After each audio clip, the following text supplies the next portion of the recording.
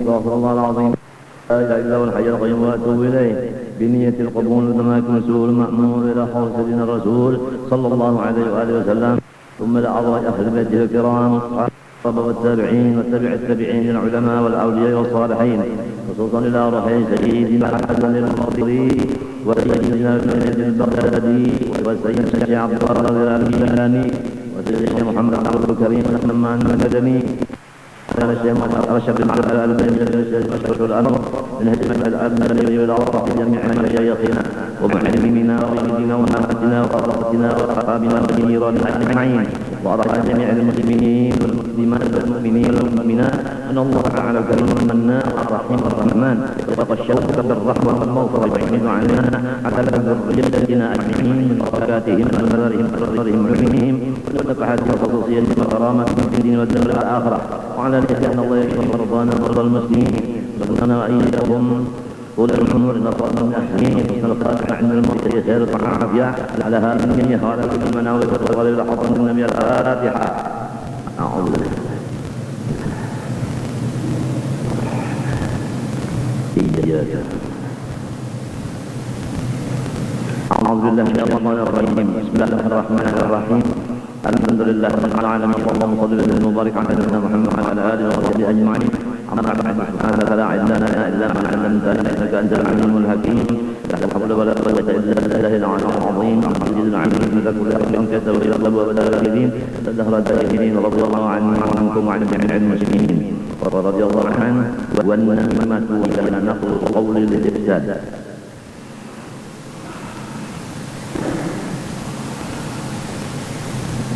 Pada ini hari kita membicarakan dosa di lidah. Pertama, mengumpat orang Islam, yaitu menyebut akan orang Islam dengan sebutan yang dibenci oleh orang Islam itu.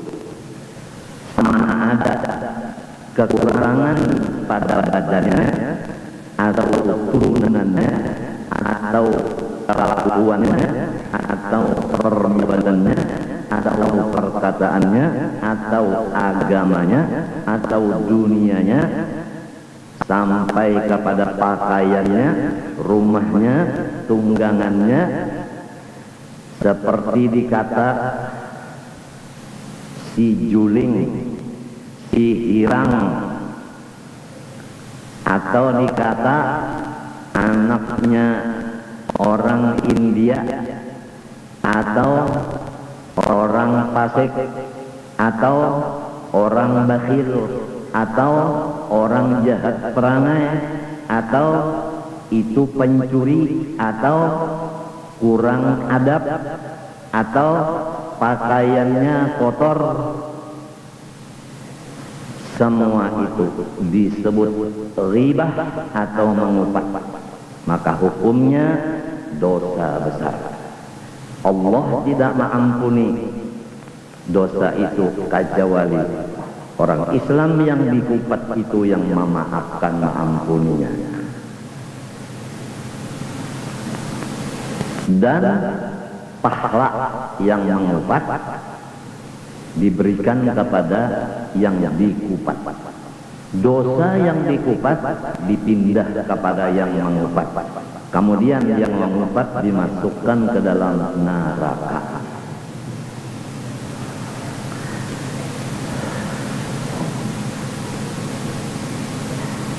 Adapun yang dikupat itu tadi, bendanya itu tadi memang benar.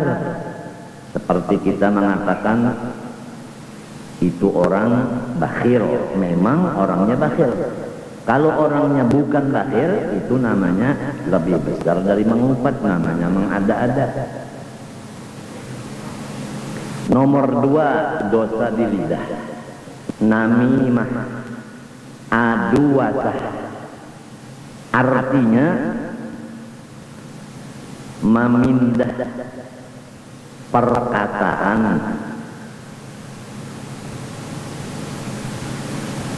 yang mengakibatkan kerusakan, Jadi masalah ini terjadi bagi 3 orang. Pertama, seseorang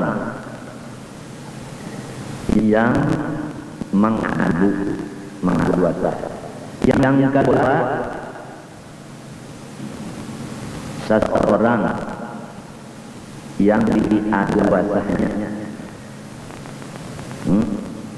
Yang ketiga, seseorang yang mendengarkan perkataan yang ada ini. Jadi bertiga, orang itu bertiga. Jadi kita ulah contoh begini.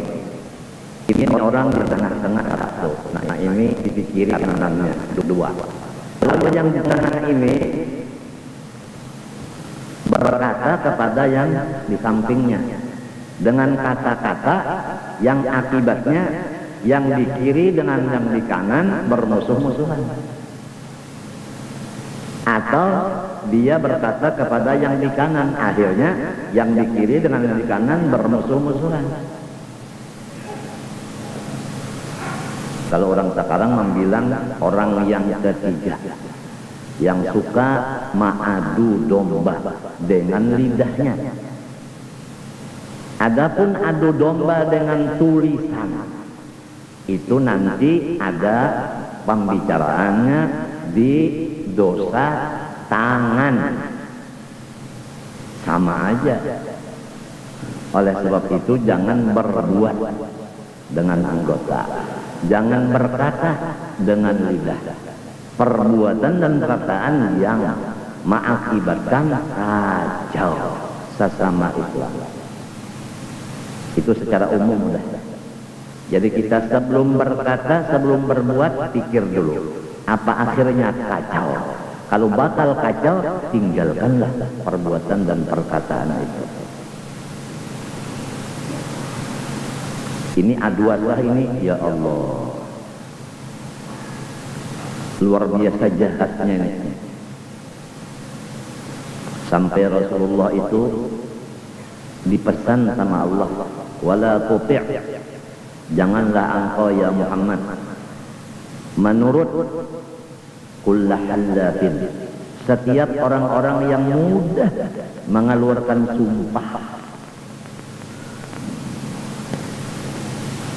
sumpah jabatan kah, sumpah apa, mudah sekali dengan nama Allah, mudah.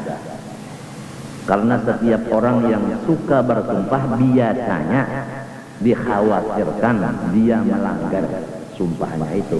Oleh sebab itu Rasulullah dicegah oleh Allah jangan percaya kepada orang yang senang bersumpah. Wala tuti' kulla halafin. Nomor 2, mahinin, jangan engkau taat kepada orang yang suka menghinakan orang lain. Hamazin, dia suka mengulu-ulu orang. Masya'in, dia berjalan-jalan binamim dengan membawa kerusakan adu domba tadi. Jadi kalau ada berita-berita baik melalui lidah maupun tulisan yang akibatnya kacau, itu namanya termasuk aduan. Kita disuruh membawa perbuatan dan perkataan yang memperkuat kesatuan ukhuwah Islamnya. Disuruh berbuat, disuruh berkata perbuatan perkataan yang memperkuat ukhuwah Islamnya, bukan sebaliknya. Kalau sebaliknya itu yang disebut aduan. Di dalam kitab Ihya Ulumuddin sudah kita sama-sama membacanya dan mendengarnya samalam. Tidak bisa orang namimah, tidak bisa orang aduasah kecuali ibu dan bapaknya kawin tidak sah. Garis mereng, orang yang aduasah itu adalah anak kampang atau anak haram. Itu jelas dalam kitab Ihya.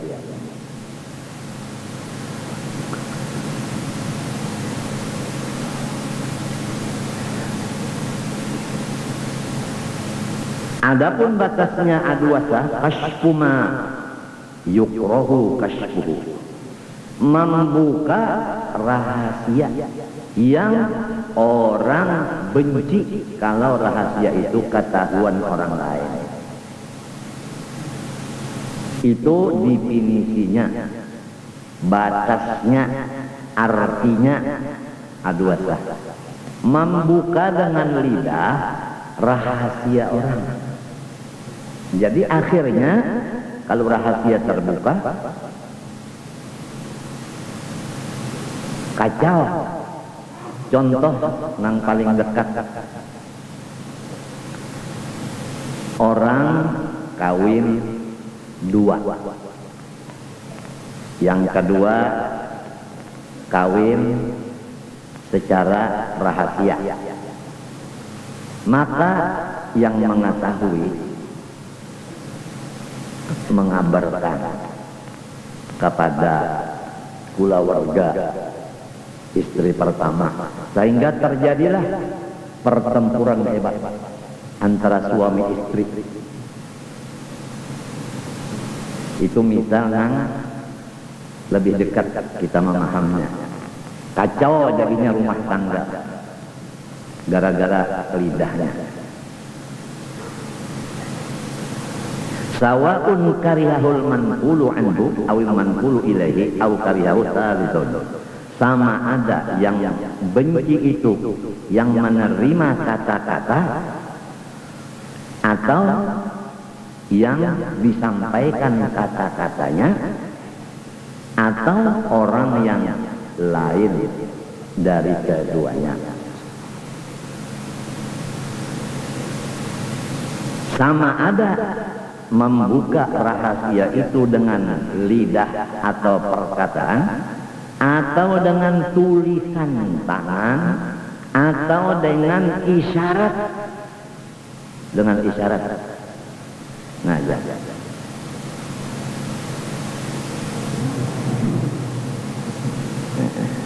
Kada ada tulisannya kawin pulang, kada ada. Atau berucap di bawah batas, kada di bawah tangan, kada ada. Atau isyarat saja. Lalu orang badaura bah bulik ke rumah, kada ada kese lagi, banyuangat di muhalaki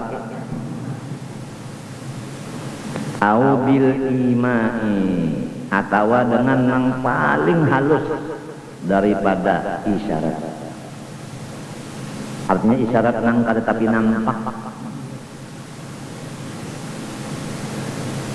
Sama ada yang disampaikan itu pekerjaannya atau perkataannya, sama ada aib atau kekurangan pada yang dipindah kata-kata darinya atau tidak ada. Sebenarnya arti namimah adalah membuka rahasia orang dan menyatakan yang ditutup-tutupi oleh orang.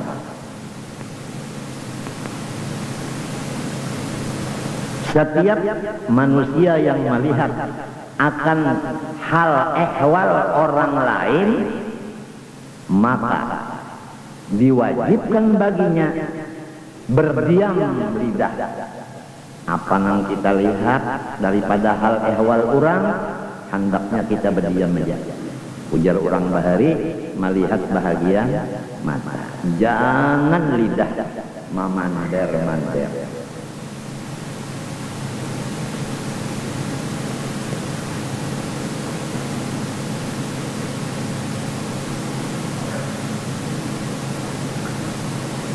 Ya mudah-mudahan Allah mengampuni dan orang-orang yang pernah kita kupat dan kita adu dosa, maampuni kita.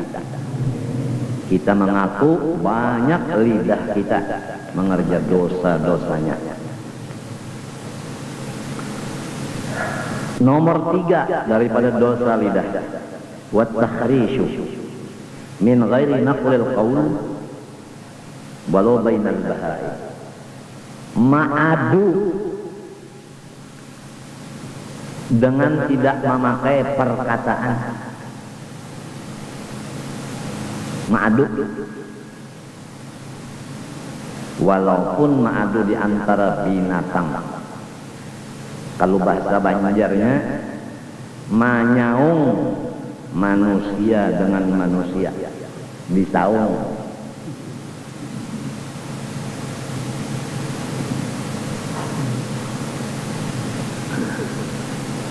Walaupun menyaungnya itu,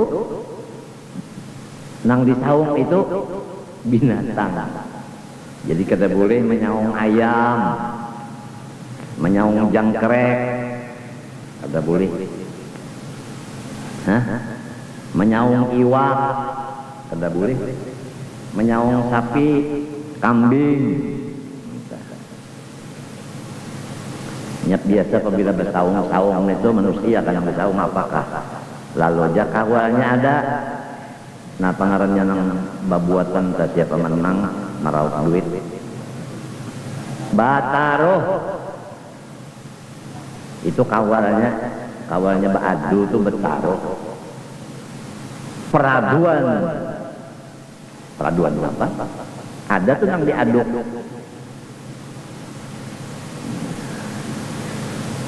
Nang maadun itu biasanya sebanyak dapat duit. Nang diadu maka bepaluh leher. Lamun jangkrek nang kalah itu bisa bepagatan batis. Kalah teripak ya. Ayam kada tahu lagi ya. Longor kepala kalah. Jadi ujar yurinya dinyatakan pemenangnya ayam si anu. Lalu nang kalah tadi mengangkat ayamnya, diambilnya ayamnya nang kalah, dipusut-pusutnya kepalanya. Ya tak ayam nang kalah ini. Ya, artinya kiri melawan. Padahal sudah berdarahan kepala.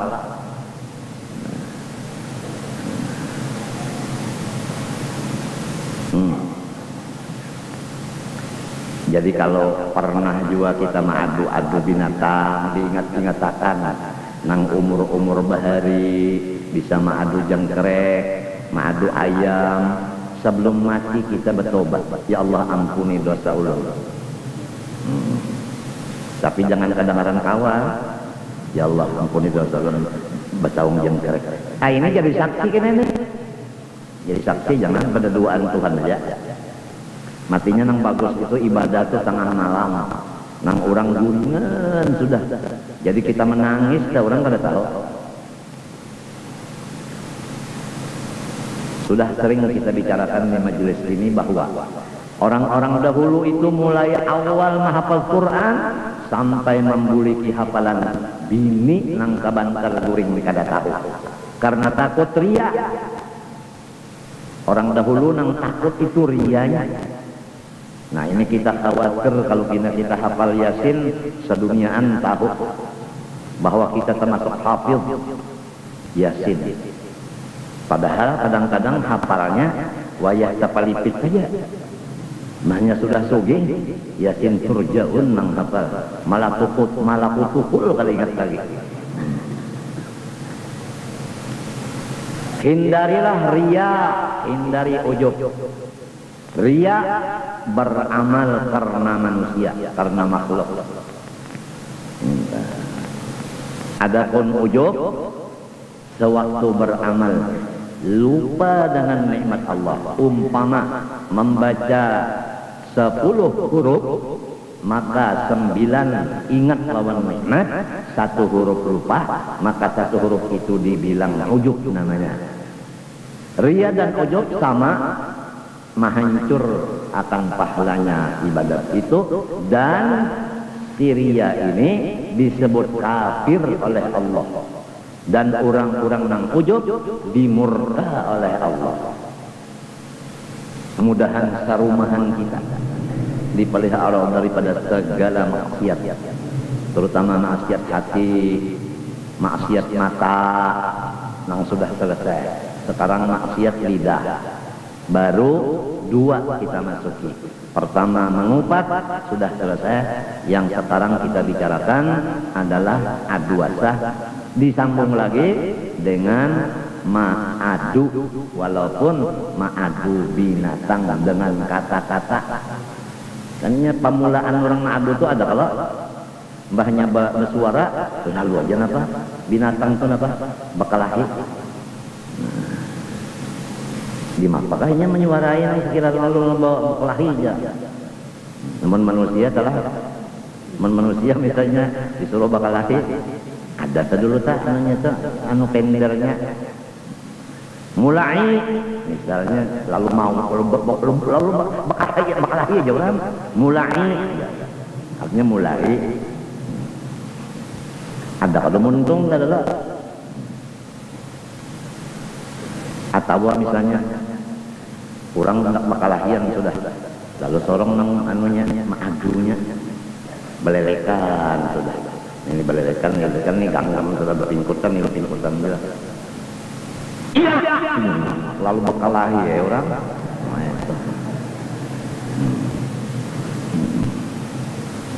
Nah, kata-kata yang iya itu tadi itu hukumnya takhris, dosa di lidah. Namun binatang 5 petak, kurang ma'adu sapi misalnya 5 petak. Yang itu memburu lah.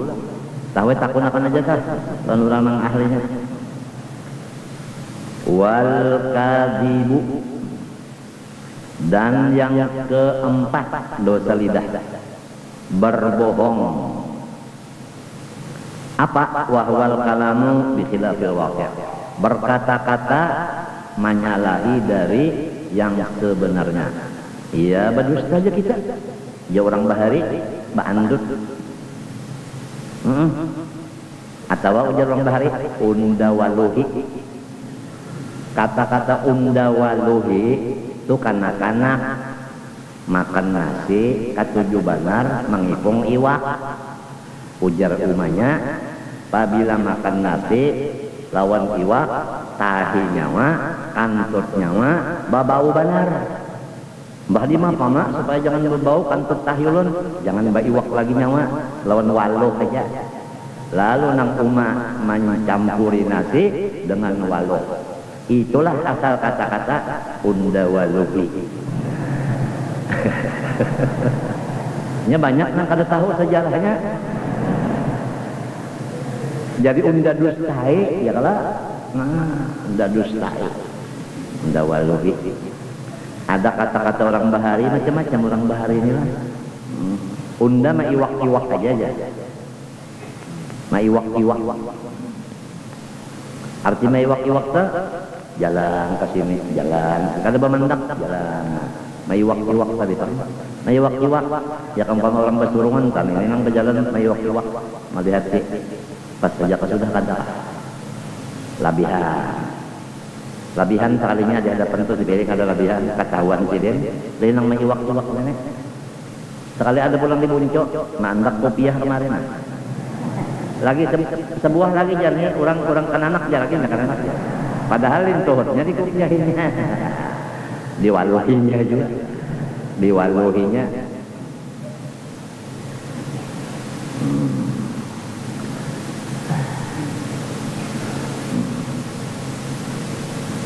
Wa huwa min qada'iz dzunub, dusta itu paling jahat dari segala dosa. Kalau dosa itu segala, napa aja banyak salah, tapi yang paling jahat adalah dusta. wa fawahishil uyub, paling jahat dari aib manusia. Rasulullah SAW bersabda, innal kadhiba babun min abwabin nifaq, al-kadhibu yanqusur rizqa. Sesungguhnya berdusta itu adalah pintu utama daripada segala pintu-pintu munafik. Jadi orang kalau sudah berdusta itu masuk di golongan munafik. Kalau sudah munafik, Quran menyatakan innal munafiqina fid darkil asfali minan nar. Orang munafik itu di tingkat yang paling di bawah dari neraka.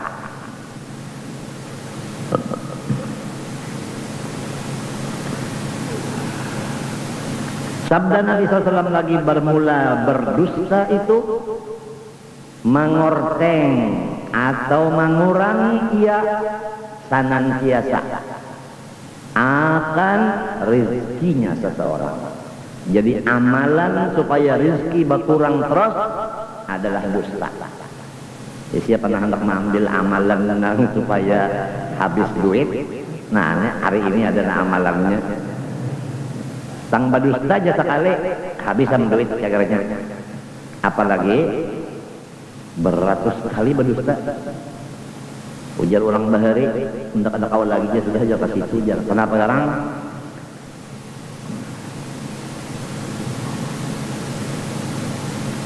Sakaranjang dustanya aja. Sakaranjang, artinya banyak bandar salah.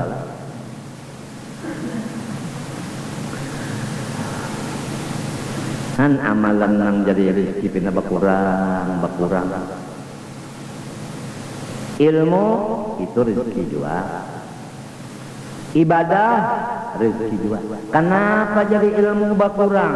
Ibadah berkurang, harta berkurang, makanan berkurang, minuman berkurang, pakaian berkurang. Kenapa? Tuh ada amalannya berdusta.